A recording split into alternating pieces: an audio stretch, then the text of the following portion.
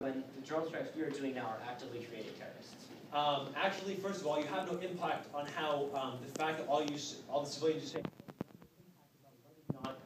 that actually turns people to terrorism. You say, hey, this might turn people to terrorism, and my partner actually has numerous drone statistics that he will bring up in his second speech about how the technology is getting much more accurate. May I? The Congressional Research Service has stated that terrorism is increasing in numbers, so they have to be coming from somewhere. And wouldn't you be upset and wanting revenge if a drone strike came down and killed your family? I would, but my partner will address the accuracy of drone strikes in his second speech. May I have a question now? Yes, you may. So you say that Al-Qaeda, one of the reasons Al-Qaeda wanted to attack us was because we aided Israel.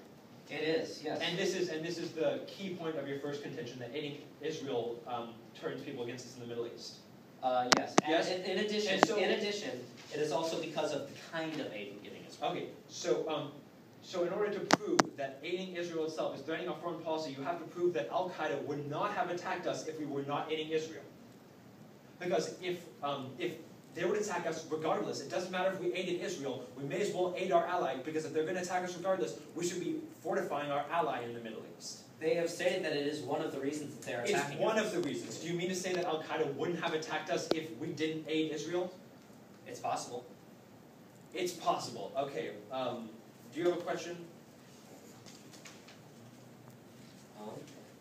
Can you elaborate more about democracy? Or you mean how democracy, supporting democracy fortifies our security? Yes, because I'm kind of confused there. When we tried to install a democratic plan in Egypt, at a member of the Muslim Brotherhood, and correct me if I'm wrong, there got elected. And how is that Yes, help Mohammed us? Morsi was elected in Egypt. How does that help us? Well, how does it hurt us? How does it undermine us? What kind of action has Egypt taken against the U.S.? What kind of action have they taken against our policies so far? They haven't supported any terrorism. There's no information about that. So far, all they've done is not undermine us. Do you have a question?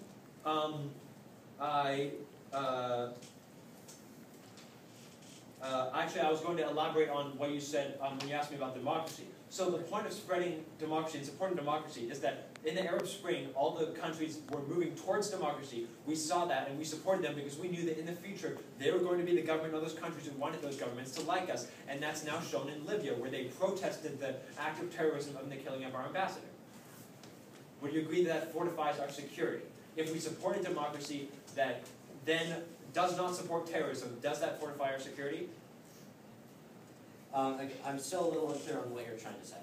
By supporting the democracies growing up in the Middle East, they are in turn supporting us and not supporting terrorism, as is shown by the protests in Libya.